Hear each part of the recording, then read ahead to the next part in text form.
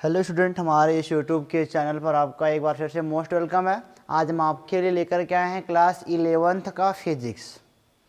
11th के physics हमारा चल रहा है chapter number 5 Newton laws of motion. ठीक है, और पीछे हमने कुछ लेक्चर देख भी चुके हैं।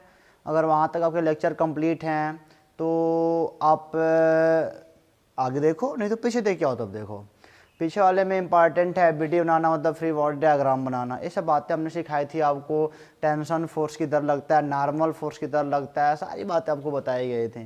तो दैट टाइम उम्मीद करते हैं कि आप उसको देख के समझ के आए हो। तो यहाँ पे चलो, नहीं तो फिर बैक हो जाओ आप। चलो, आज हम क्या पढ़ाएंगे? Newton first law of motion. Newton, आज हमारी टॉपिक होगी न्यूटन लॉ ऑफ मोशन। आज की टॉपिक हमारी क्या होगी? Newton law of motion. Newton's law of motion. और उम्मीद करते हैं कि फिजिक्स आपको अच्छा लग रहा होगा। अब फिजिक्स में आपको इंटरेस्ट आ रहा होगा। शुरुआत में थोड़ा मोड़ा जब नए थे तो चूंकि सिलेबस बड़ा दिख रहा था तो आपको लगता होगा कि नहीं आ रहा, लेकिन अब हमको लगता है कि आपको अच्छी तरीके से सब कुछ आ रहा होगा।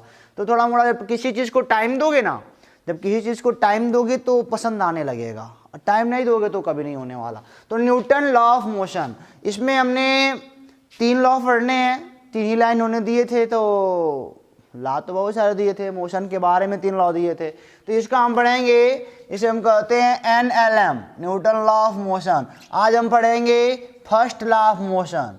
आज हम क्या पढ़ेंगे? Newton's first law of motion. Newton's first law of motion. Newton का गति विषयक प्रथम नियम। न्यूटन का गति विषयक प्रथम नियम हमको यही पढ़ना है आज। ठीक है, चलिए कोई बात नहीं। तो आपने पढ़ा होगा, इसे हम जहाँ कहते हैं लॉ ऑफ इनर्शिया भी कहते हैं। इसी को हम कहते हैं लॉ ऑफ इनर्शिया, यानी कि जड़त्व का नियम भी इसी को कहा जाता है। और क्यों कहा जाता है, क्या इसका मतलब कि डेफिनेशन होता है? तो आपने भी पढ़ा होगा, यदि कोई ऑब्जेक्ट, अगर कोई ऑब्जेक्ट विराम में है तो विराम में ही रहेगी, और अगर चल रही है तो चलती रहेगी, बट बाहर से इस पर कोई फोर्स ना लगाया गया हो। तो बेटा इन्होंने क्या कहा था? अपने पहले लॉ में इन्होंने कहा था कि अगर कोई वस्तु विराम अवस्था में है, अगर मान लो ये कोई ब्लॉक है, ब्लॉक मीन्स ऑब्जेक्ट होता है। चलो मान लिया ये हमारा ये सरफेस है, कोई मान लो ये अर्थ ही है।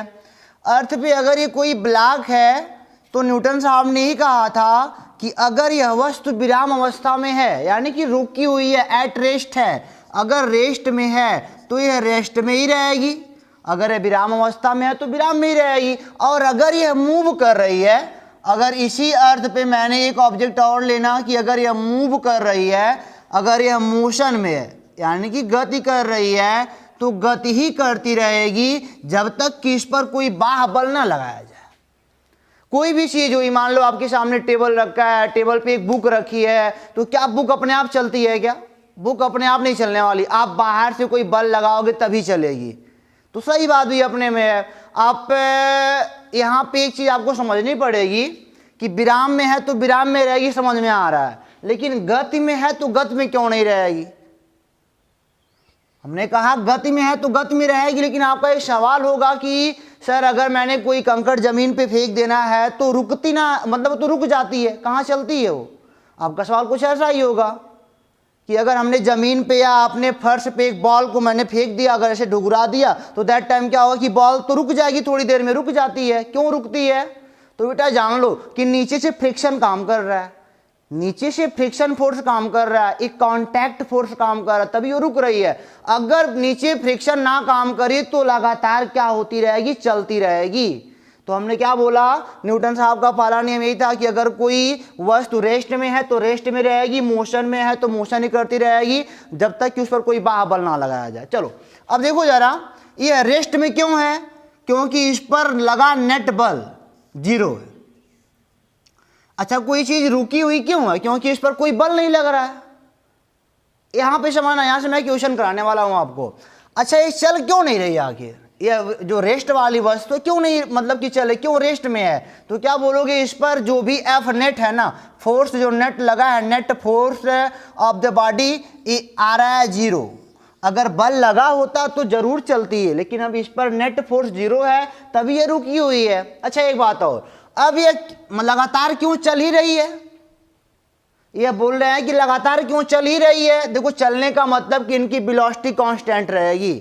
चलने का मतलब अगर ये मूव कर रही है ना तो इनकी वेलोसिटी क्या रहनी है, कांस्टेंट रहनी है। कांस्टेंट मतलब क्या, अगर ये 5 मीटर पर सेकेंड से आगे की ओर जा रही है तो ये 5 मीटर पर सेकेंड से ही आगे की ओर जाएगी, ना तो 4 होना है ना तो 6 होना है।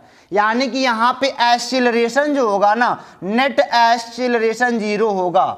न्यूटन साहब का पहला नियम क्या कहता है, अगर फोर्स 0 है तो एक्सीलरेशन भी 0 होगा।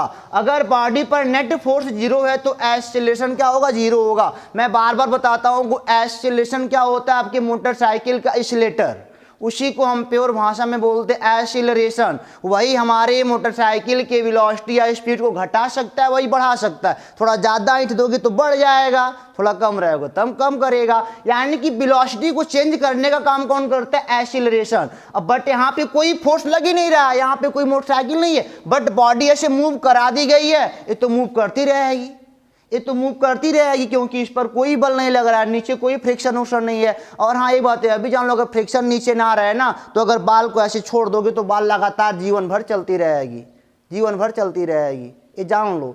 लेकिन ये तो जरूर है रुक जाना, क्यों रुक जाता है, क्योंकि फ्रिक्शन काम करता है। फ्रिक्शन इसके आगे वाले चैप्टर में हमको पढ़ना है, ठीक है ना। तो ये उम्मीद करते समझ में आ गया कि इनका पहला ला सीधे बोलोगे, क्या बोलोगे, F net is equal to 0 because a मतलब कि acceleration net is equal to 0 on the body. Body पर अगर एक्सीलरेशन 0 हो रहा है तो यह भी 0 होगा, या फिर अगर बॉडी पे लगा बल 0 है तो ये भी क्या होगा, 0 होगा। समझ गया ना। तो न्यूटन साहब का पहला नियम, अगर कोई वस्तु रेस्ट में है तो रेस्ट में ही रहेगी, अगर मोशन कर रही है तो मोशन करती रहेगी, बशर्ते इसका जो मोशन होगा वो कांस्टेंट वेलोसिटी या स्पीड का होगा। यानी कि बेटा कांस्टेंट वेलोसिटी क्या, इनकी स्पीड नहीं चेंज होगी, इनकी डायरेक्शन नहीं चेंज होगा। आखिर डायरेक्शन चेंज कौन करता है, डायरेक्शन कोई बल लगेगा तभी तो चेंज होगा। क्या आप लगा, मान लो कोई चीज चल रही है तो अपने मन थोड़ी मुड़ेगी, जब आप मोड़ोगे, या फिर मान लो कोई आंधी आएगी, आंधी भी बल लगा रही तभी वो मुड़ सकता है, नहीं तो नहीं मुड़ सकता। तो बाहरी फोर्स इस पे देखो टोटल 0 है तो एक्सीलरेशन भी 0 है। एक्सीलरेशन क्यों 0 है, क्योंकि बेटा वेलोसिटी कांस्टेंट है। जब फोर्स ही नहीं लग रहा है तो फिर चेंज कहाँ होगा, 5 है तो 5 चलेगा, फोर्स लगता तो कम बेशी होता, कुछ नहीं होने वाला। तो बस आपको ये मेंटेन करना है कि न्यूटन साहब का जो फर्स्ट लॉ का मोशन है ना, F net is equal to 0 then a acceleration is equal to 0। इसे हम बोलते हैं लॉ ऑफ इनर्शिया भी बोलते हैं। बस इतना सा ही है, सेकेंड थर्ड भी पढ़ना है, बट इस पर 1 घंटे का लेक्चर इसे बनने वाला है क्योंकि इस पर क्वेश्चन भी करने बहुत सारे। इसको मिटा के अब देखते हैं। और एक बात और जान लो कि अगर बॉडी पे नेट फोर्स 0 है, अगर बॉडी पे नेट फोर्स 0 है, इसको हम बोलते हैं इक्विलिब्रियम। इसे क्या बोलते हैं बेटा, इक्विलिब्रियम बोलते हैं, यानी कि संतुलन की अवस्था बोलते हैं इसको। हम क्या बोलते हैं, संतुलन की अवस्था। यह भी संतुलन में, यह भी संतुलन में है, ठीक है ना। आप भी संतुलन में रहोगे। कब, अगर कोई कुछ बोलता है तो गुस्सा ना आता है, संतुलन, उसी संतुलन कहते हैं। कोई कुछ भी बोले, कोई बढ़िया गाना गाए, कोई गाली दे, फिर भी आपका मतलब वही रहे, जैसे वैसे ही रहो, जैसे हो वैसे ही रहो, तो आपका संतुलन बना है, नहीं तो नहीं बना, उसी को हम संतुलन बोलते हैं। तो यब अगर किसी बॉडी पर नेट फोर्स 0 हो जाए, नेट फोर्स ध्यान देना, नेट फोर्स, ऐसा नहीं मैंने बोला, नेट फोर्स का मतलब क्या, ये सारे कुछ जोड़ लो जितने भी लगे हैं। आप जानते हो फोर्स एक वेक्टर क्वांटिटी है, F1 F2 F3 plus F4, direction के साथ ये सब होते हैं प्लस माइनस का, ये सब टोटल 0 होना चाहिए। ऐसा नहीं मैंने बोला कि यह वाला फोर्स केवल 0, इधर 8 लग रहा है, इधर 5 लग रहा है, 4 लग रहा है, ऐसा कुछ नहीं। टोटल जोड़ने घटाने पर जो है वो 0 है। इसे हम क्या बोलते हैं, इक्विलिब्रियम बोलते हैं। जब किसी बॉडी पर नेट फोर्स 0 होता है तो दैट टाइम उसका नेट एक्सीलरेशन 0 होता है, उसे हम बोलते हैं इक्विलिब्रियम, यानी कि संतुलन की अवस्था बोलते हैं। तो समझ गए ना, यही होता है Newton first law of motion. इसमें हम कुछ क्वेश्चन करने वाले हैं बढ़िया बढ़िया। आपने पीछे वाले वीडियो में देखा भी था, यह वीडियो मैंने बनाया था, नीचे mg लगता है, ऊपर n लगता है, और मैंने इसके तरीके ही बताए थे आपको। कि यहाँ पे हमको केवल क्या लेना है, वस्तु पर लगने वाला बल लेना है। वस्तु कितना बल किसी के ऊपर लगा रहा है ना, वस्तु पर कितना बल लग रहा है हमको लेके चलना है। फिर यार इसको मिटा के आगे चलते देखते क्या कहता है। तो चलिए न्यूटन साहब के पहले वाले लॉ पर कुछ क्वेश्चन करते हैं, कुछ न्यूमेरिकल करते हैं। न्यूटन साहब के पहले लॉ में क्या मैंने बताया था कि एफ नेट टोटल 0 होगा, ठीक है ना, और तभी बॉडी क्या होगी, इक्विलिब्रियम में कही जाएगी। और हम आज भी जो भी क्वेश्चन करेंगे इस लेक्चर में सब में बॉडी इक्विलिब्रियम में ही होगी, ठीक है ना, सब में बॉडी कैसी होगी, इक्विलिब्रियम में ही होगी। अगर ठहरी है तो ठहरी रहेगी और अगर चल रही है तो चलती रहेगी। चलिए पीछे की अगर वीडियो आप देख के आओ फ्री बॉडी डायग्राम का तो वहाँ से ही क्वेश्चन बनने वाले हैं। अभी देखो अच्छा समझ में आ जाएगा, बस आप देखते रहो, निराश मत होना। ये है मान लो पहला क्वेश्चन, ये कोई रूफ है, रूफ मतलब छत है ऊपर का, और यहाँ से चूंकि गर्मी ज़्यादा है आज, यहाँ से मैंने एक स्ट्रिंग लिया, रस्सी मतलब, उसमें मैंने 8 किलोग्राम का वजन लटका दिया और यहाँ पे 10 किलोग्राम का वजन लटका दिया। 2 रस्सियाँ हैं ना, रस्सी चेंज होती है तो तनाव चेंज हो जाता है, बल चेंज हो जाता है, टेंशन, तनाव मतलब एक बल होता है। चलो मैंने बोला find tension, find tension in both strings, find tension in both string, यानी कि दोनों रस्सियों में आप तनाव को बताओ कितना होएगा। दोनों रस्सियों में जो ऊपर भी लगी है नीचे भी लगी है, दोनों बताओ तनाव कितना होगा। अच्छा वैसे भी जान लो यार, देखो ये रस्सी मतलब ये सब वस्तुएं ठहरी हुई हैं। क्यों ठहरी हुई हैं, ठहर गई है बिल्कुल, क्यों ठहर गई है, क्योंकि दोनों पर नेट फोर्स 0 लग रहा है। दोनों पर नेट फोर्स क्या लग रहा है, 0 लग रहा है। अच्छा एक बात देखो जरा, यहाँ पे जो भी क्वेश्चन होंगे सब में जी का मान हम 10 मीटर पर सेकेंड स्क्वायर यूज करेंगे। अच्छा इस पर नीचे कितना बल लग रहा होगा, तो कहोगे सर mg। अच्छा ये नीचे क्यों नहीं गिर रही है, क्योंकि एक तनाव ऊपर काम कर रहा है। ऐसा भी हम लोग गणित लगा सकते, एक तनाव ऊपर काम कर रहा है, चलो कोई बात नहीं। अच्छा बताओ यह वाली रस्सी ज्यादा बल लिए हुई है कि यह वाला ज्यादा लिया हुआ है, यह वाला रस्सी केवल इनको संभाल रहा है और ये हवाला रस्सी इनको भी संभाल रहा है और इनको भी संभाल रहा है।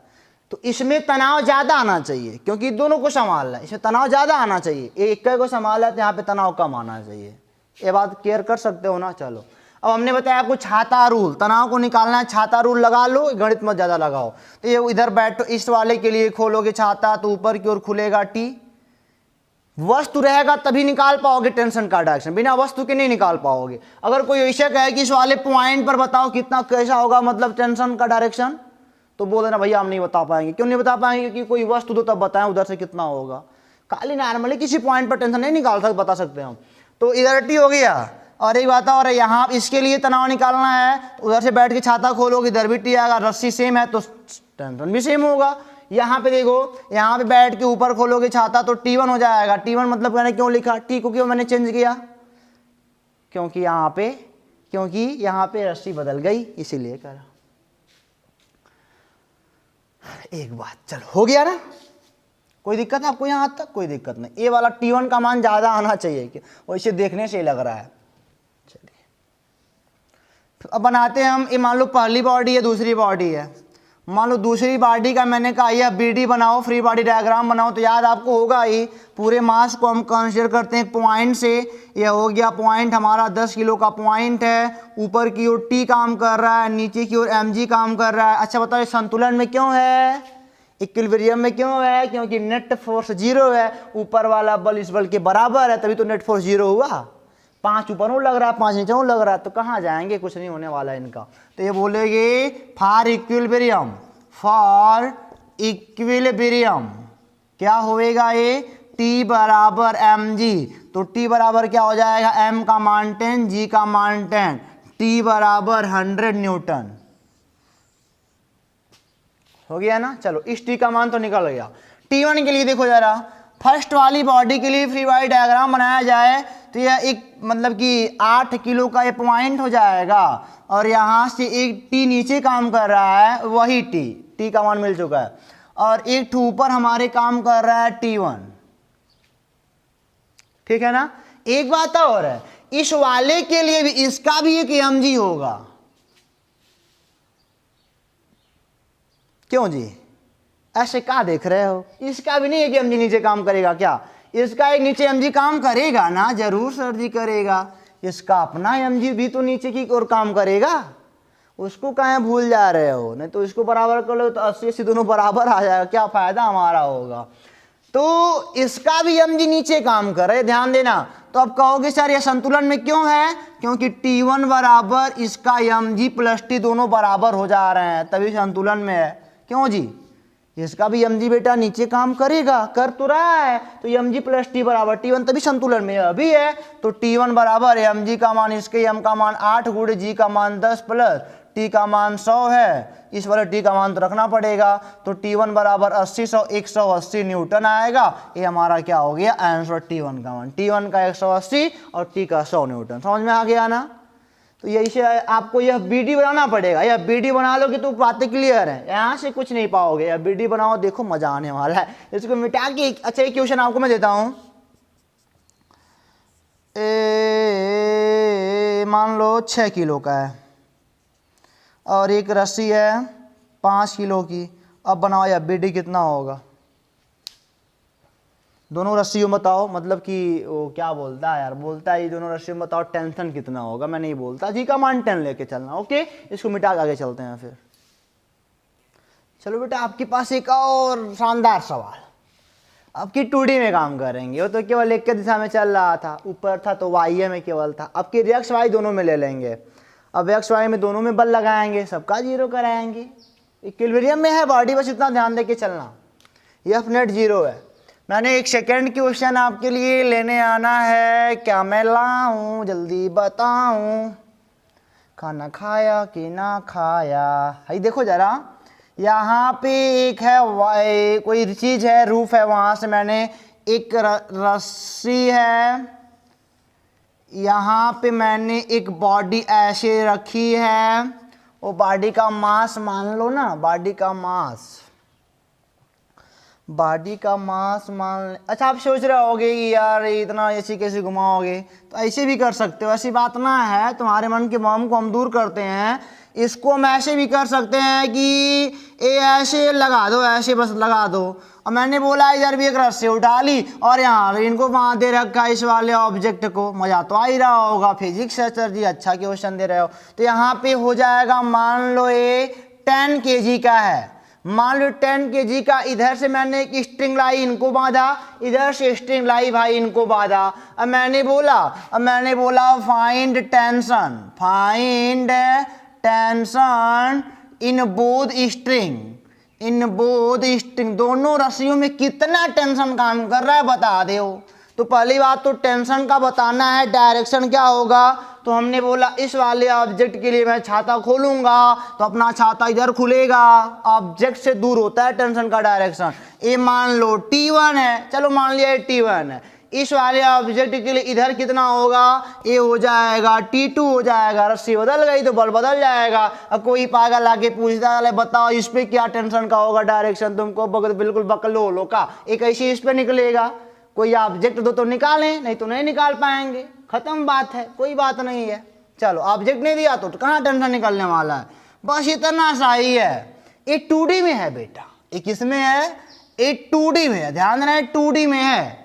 एक्स वाई काम करना पड़ेगा। अब देखो ये मैंने बोला यहाँ से एक एंगल मैंने आपको दे देना, मैंने बोला है 37 डिग्री है। चलो 37 डिग्री पे काम करते हैं।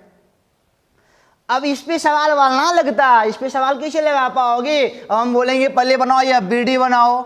BD मतलब क्या होता है? फ्री बॉडी डायग्राम बनाओ। तो यहाँ पे 10 kg पे एक पॉइंट लेंगे। यह पॉइंट कितने किलोग्राम का है? 10 किलोग्राम का। अच्छा मजाक कर लेते हो। यहाँ पे देखो इधर काम करता है T1, इस वाले एंगल में काम करता है T2। और एक बात हो, ये 37 डिग्री का अगर है तो ऐसे अगर हम डाट कर देंगे तो है Z बन जाएगा। और जो Z बनेगा तुरंत अल्टरनेट एंगल हो जाएगा। ये देखो जरा, हाई कहोगे सर ये अभी 37 का होगा।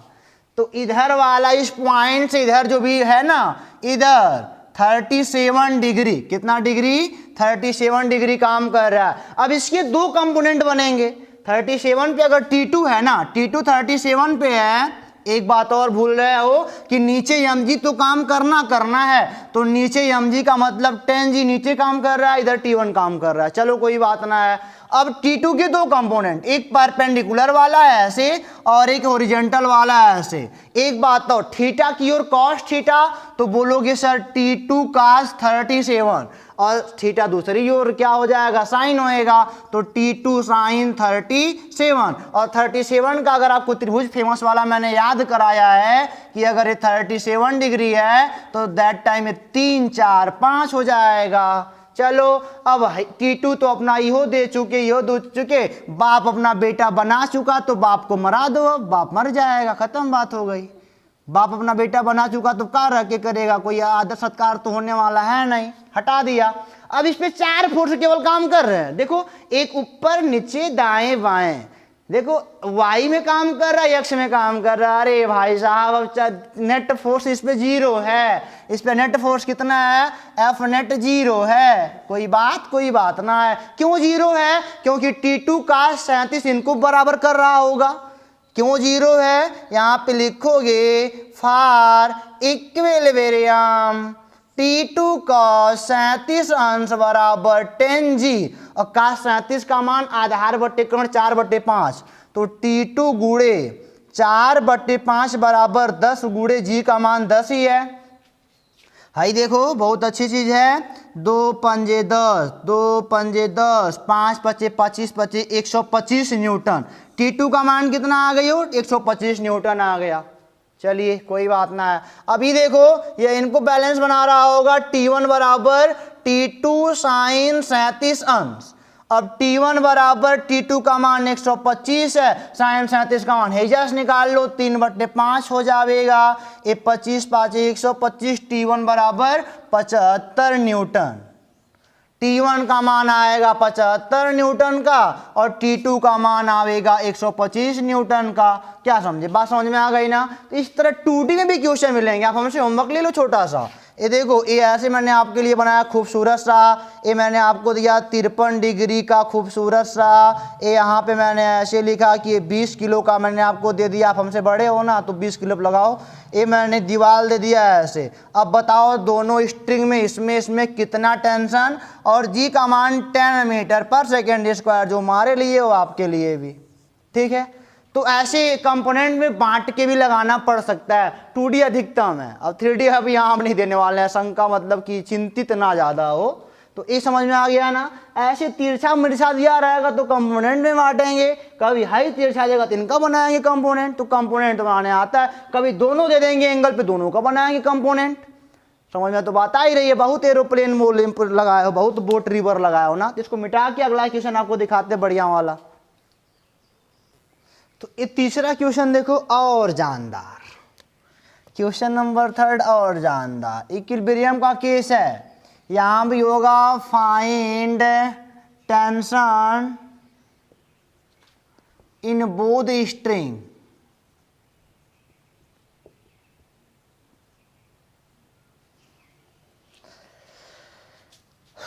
ये देखो रूफ है,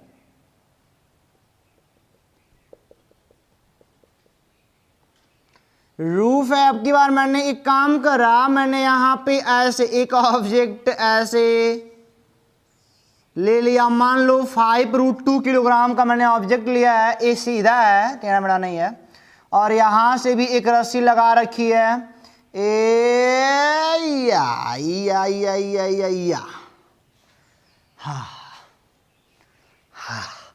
ये देखो जरा, ये मान लो 60 अंश पे है, और ये मान लो किस पर है, ये मान लो 30 अंश पर है। तो दैट टाइम इसमें बताओ कितना होगा टेंशन, इसमें बताओ कितना होगा टेंशन। तो टेंशन निकालने के लिए वीडियो लाना पड़ता है। पहले हम बता दें कि यहाँ पे mg नीचे काम करेगा, एक बल नीचे काम करेगा। इसके लिए तनाव इस वाले रस्सी पर ऊपर की ओर T1, इधर की ओर T2। पॉइंट ऑफ बैठेंगे, छतवा खोलेंगे, ये तो इधर खुल जाएगा, इधर खुल जाएगा, सब निकल गया। चलो ये वीडियो बनाओ, या video free body diagram sir ji. चलो पॉइंट है, ये पॉइंट है, ये डॉट डॉट डॉट है, इधर चल रहा है T1, ए है 30 डिग्री, ठीक है ना। नीचे कितना काम करता है, एम जी का मान 5√2g, 5√2g। और एक ऐसे इधर है, इधर क्या काम करता है, T2 काम करता है।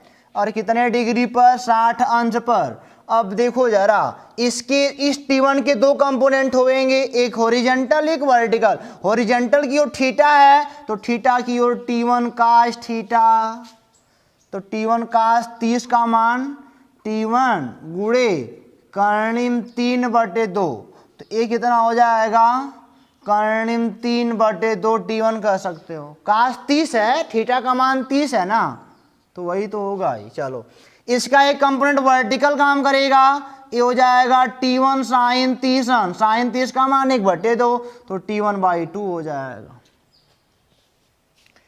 अब देखो, अब इनके लिए भी जरा यूज करो। T2 के लिए थीटा की ओर क्या हो जाएगा, T2 cos 60 अंश, तो T2/2 हो जाएगा। cos 60 का मान 1/2 होता है। इधर T2 sin 60 अंश हो जाएगा, यही चीज। तो इधर का कंपोनेंट क्या हो जाएगा, T2 और कर्णिम 3/2, यानी कि कर्णिम 3/2 T2 हो जाएगा, कुछ ऐसे। अब भाई लोग अपना घर द्वार बना चुके, तो यहाँ जा क्या कर रहे हैं, यहाँ से जाए ना, क्यों जी, इनको हटाओ यहाँ से। इनका घर द्वार नौकर चाकर लाग चुके हैं, तो क्या करेंगे यहाँ पे। अब भाई देखो, कंपोनेंट तो बढ़िया बढ़िया है, इस पे इठो नीचे इठो ऊपर, सीधे सीधे, तिरछा थोड़ी कुछ कर सकते थे, इसलिए कंपोनेंट बनाना पड़ता है। तो भाई देखो, ये T2/2 बरोबर है, T2/2 बराबर किसके है, कर्णिम 3/2 T1 के बराबर है। इक्वेशन नंबर 1 यहाँ से पा जाओगे, बट 2 से 2 कट जाएगा, तो T2 बराबर कर्णिम 3 T1। अब इक्वेशन नंबर 1 बढ़िया से बन गया। इसको देखो, जी का मान 10 लेना है, ये हो जाएगा। देखो यहाँ पे दो ही लोग हैं, T1 sin 3, यानी कि ये भी T1/2 भी है, T1/2 प्लस T2 इंटू कर्णिम 3/2 बराबर 5 कर्णिम 2 गुणे जी का मान 10। ए भाई दोनों बराबर होंगे तब हम संतुलन में है, बराबर है तो बराबर कर दे, इनको भी बराबर करना ही पड़ेगा। T2 का मान कर्णिम 3 T1, तो हो जाएगा T1/2 प्लस कर्णिम 3 कितना हो जाएगा, कर्णिम 3 T1, कर्णिम 3 T1/2 बराबर 5 कर्णिम 2 गुणे 10। कहीं गुणा भाग गलत हो जाए तो भैया माफ करना, नहीं तो सब सही लगा रहे हैं। ये हो जाएगा 4T2, हर समान है तो अनुसार जुट जाएगा, /2 बराबर 5 कर्णिम 2 गुणे 10। ये 2 से 2 कट जाएगा, 4 कट जाएगा, ये 2 पंजे 5 से 25 कर्णिम 2 न्यूटन। T2 का मान कितना आया है, 25 कर्णिम में 2 न्यूटन। T1 का मान भी निकल जाएगा, तो T1 बराबर कितना है, T2 बटे कर्णिम 3 है, तो हो जाएगा T1 बराबर T2 का मान 25 कर्णिम 2 बटे कर्णिम 3 से कम आएगा आंसर। इक्विलिब्रियम का केस बराबर हो जाएगा, मतलब कि बॉडी पे नेट फोर्स 0, बॉडी या सिस्टम बोलो। देखो यह एक बॉडी है, इसमें कुछ और जोड़ दो, यह खुद में एक सिस्टम है। मान लो भाई देखो 3 बॉडी है, ये 3 अलग अलग बॉडी है पर पूरा एक सिस्टम है, यही होता है। 3 अलग अलग बॉडी है पर तीनों को मिला दो सिस्टम बन जाएगा। 4 लोग अगर मतलब है तो फैमिली, मतलब कि 4 लोग अगर अलग अलग हैं तो 4 लोग हैं, अगर चारों को मिला दो फैमिली है, वही एक घर में आ जाते हैं जब। तो इसको मिटा के अगला क्वेश्चन देखते हैं क्या कहता है। चलो यहाँ पे हम लेते हैं इंक्लाइंड प्लेन लेते हैं, और यहाँ पे थोड़ा टॉपिक बढ़िया समझना, ये हमेशा जीवन भर काम करने वाला है, खाली 11th के इस वाले चैप्टर में सब में काम करेगा। बस देखो, ये मान लिया, अभी फ्रिक्शन में और ज़्यादा काम करता है। ये मान लो हमारे पास एक इंक्लाइंड प्लेन है, तिरछा तल, ये थीटा एंगल पर है, और यहाँ पे मैंने एक मतलब कि कोई चीज़ है ऐसे बांध रखा है, ऐसे कील टाइप है। यहाँ से मैंने एक रस्सी ले आई है, और यहाँ पे एक वस्तु का मास m है, इसको मैंने ला के दे रखा है ऐसे। जो मतलब कि जो मास m है ना, जो मास m है वह इक्विलिब्रियम में है, जो मास m है वो किस में है, इक्विलिब्रियम में है, संतुलन में है बेटा, वो नहीं कहीं जा हो रहा है। यानी किस पर लगने वाला नेट फोर्स, अरे क्या लिखा रहा है, नेट फोर्स मतलब बॉडी पर जो है लगने वाला 0 है। चलो यहाँ पे तो काम ऐसे ना बनने वाला है। पहली बात तो mg तो पूरा का पूरा नीचे ही काम करता है, तो mg तो इनका नीचे ही काम करेगा। अगर बॉडी का मास m है तो नीचे mg काम करना है। तनाव की बात की जाए, वो सब तो बात की बात है, मतलब मैंने सवाल बोल दिया कि find tension in string, find tension in string and normal reaction force, normal reaction force on the body. चलिए इस तनाव, अगर इस वस्तु पर बैठेंगे, छाता खोलेंगे, तनाव झड़ जाएगा अपना टी। बड़ा अजीब सा खेल है यार, चलो कोई बात ना, अजीब सा खेल नहीं है, बढ़िया खेल है। नॉर्मल रिएक्शन तल जो इन पर लगाएगा उसे हम नॉर्मल रिएक्शन फोर्स बोलते हैं। ये मतलब प्लेन है, इन पर लगाएगा, परपेंडिकुलर होता है, ये नॉर्मल रिएक्शन इधर लग गया यार ना। चलिए कोई बात नहीं है।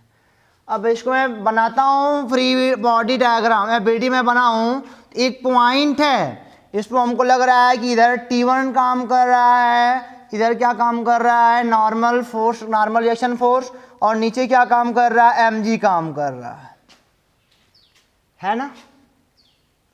अब इसका क्या करना है, अभी 2D में ही है, देखो समझ लो, अगर mg का एक कंपोनेंट इधर होगा, देखो अब चूंकि mg तो मतलब कि भाई बीचों में से गया होगा ना, हाइसन mg होगा कहीं, हाइसन mg हमको चाहिए।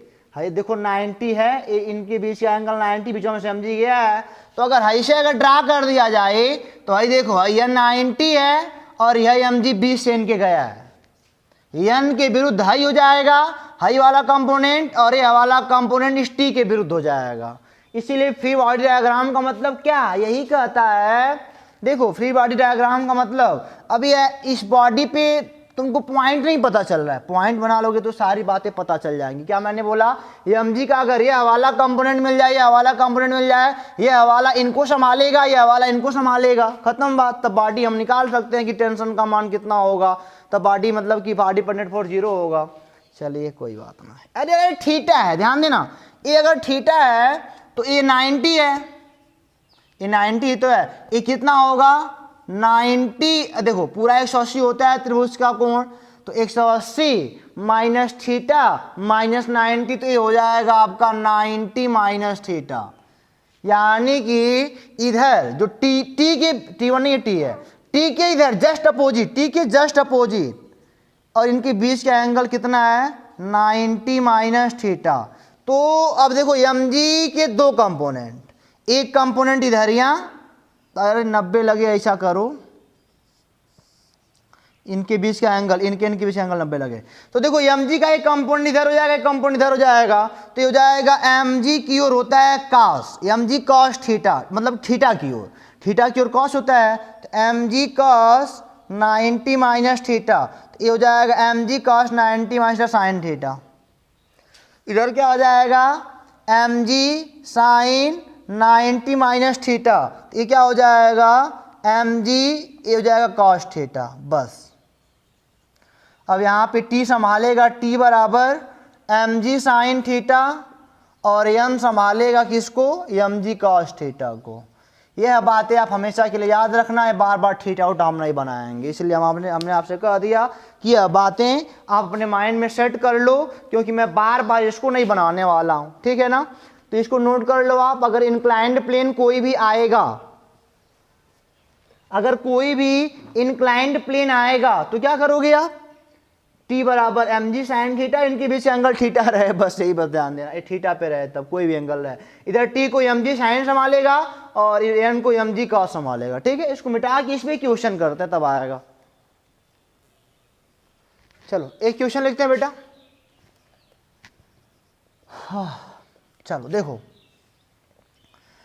एक वही इंक्लाइंड प्लेन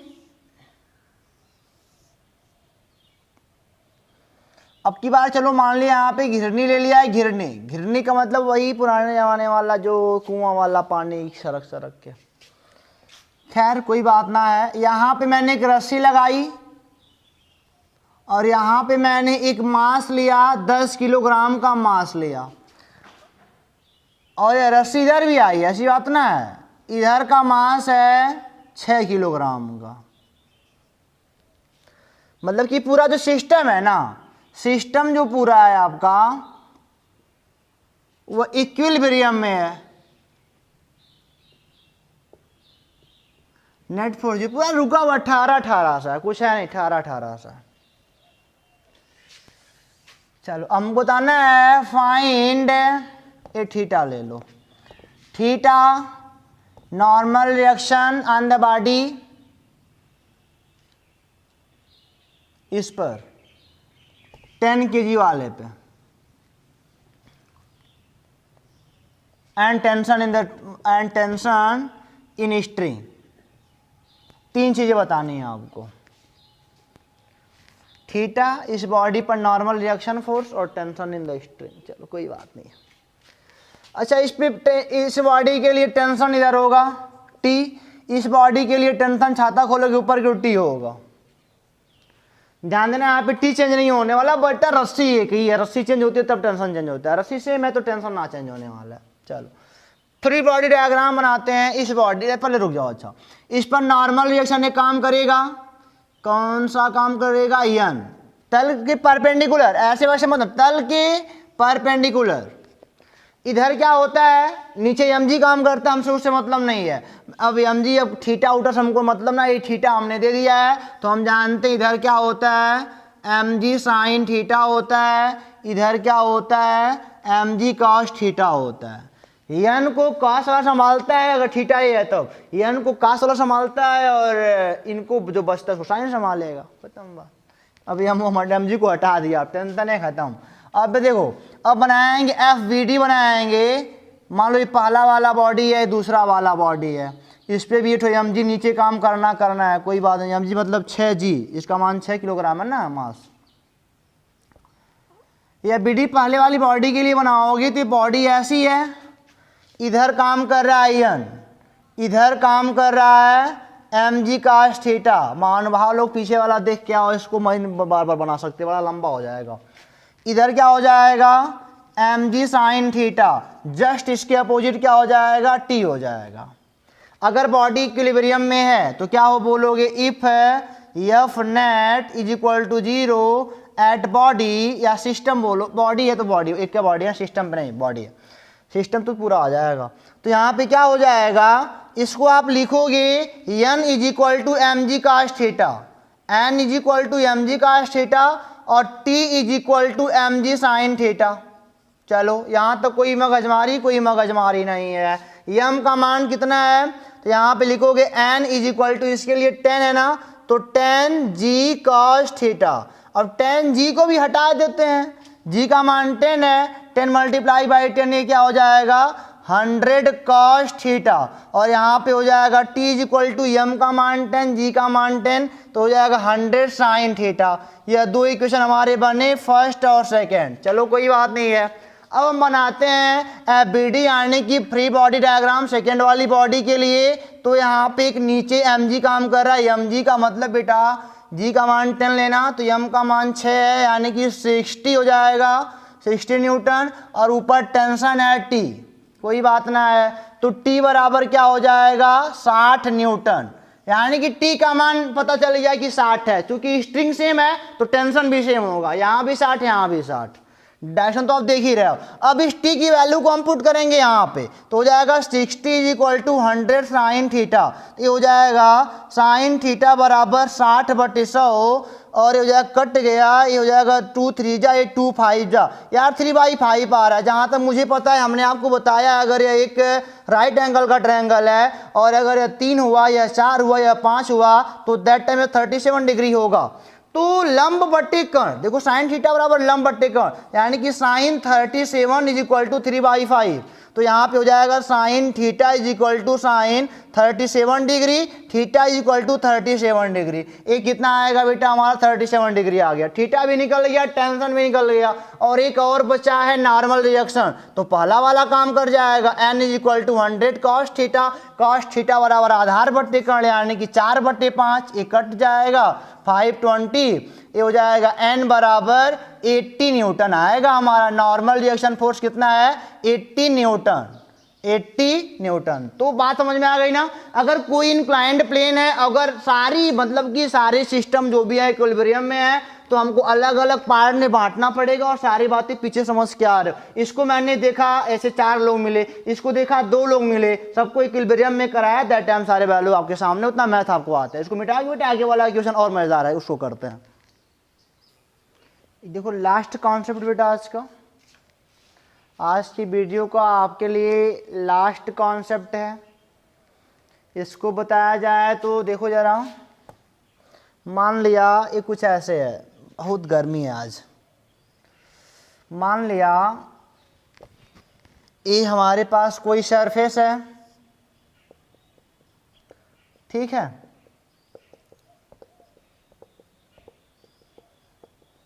अरे हटाओ यार, एक हमारे पास एक ब्लॉक है, मान लो कैपिटल M kg का, और हमने इसके ऊपर एक ब्लॉक और रख दिया स्मॉल m kg का। ऊपर वाला जो छोटा ब्लॉक है स्मॉल m kg का है, छोटा वाला जो मतलब बड़ा वाला जो ब्लॉक है कैपिटल M का।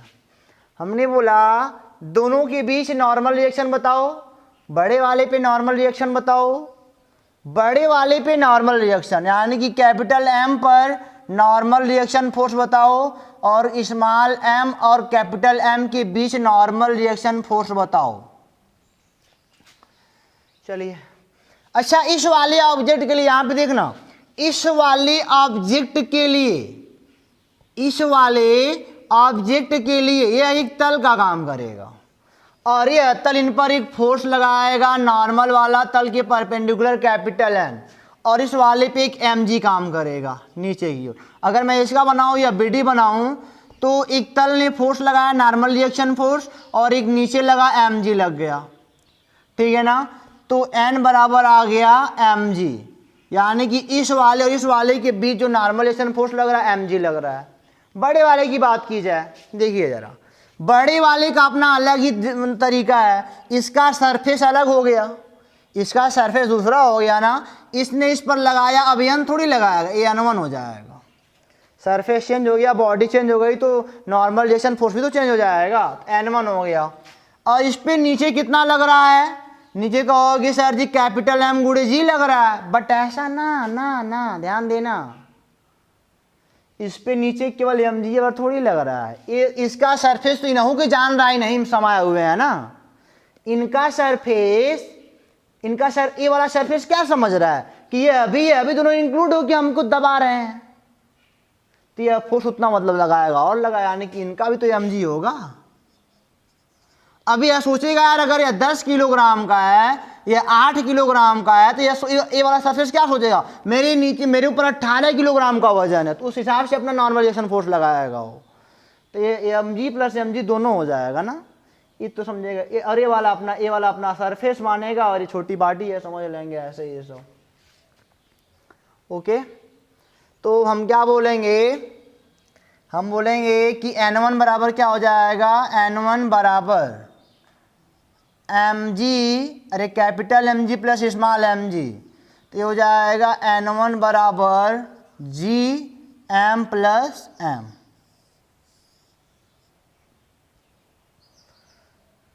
ओके, N1 का मान भी निकल गया।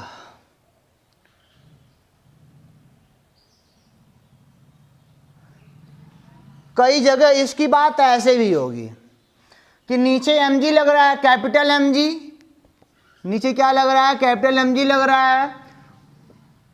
चलो छोड़ो, बस यही जानो, ये सब कहानी मैं बताऊंगा जब आएगा उस टाइप का, तब बताऊंगा किस टाइप का इसमें एक n वाला और मानते हैं। छोड़ो, कहानी आपके लिए भी नहीं सूटेबल करेगा।